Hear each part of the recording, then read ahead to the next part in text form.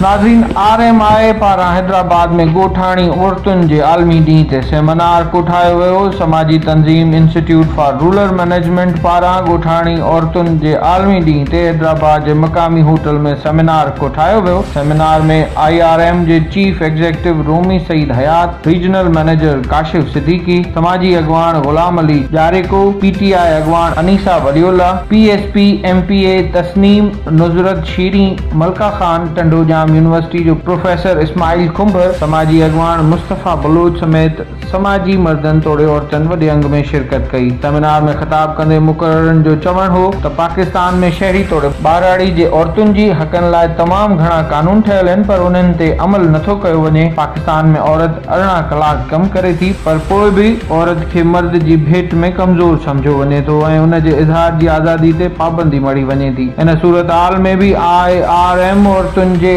तालीम लाइ तमामु अहम क़दम खणी रही आहे। जिन ॻोठनि में औरतुनि खे घर जे दर खां ॿाहिरि अचण बि मना थियल हूंदो आहे, उते जूं न्याणियूं आला तालीम ऐं हुनरी सिख्या वठी रहियूं आहिनि, जेको हिकु साराह जोॻो अमल आहे।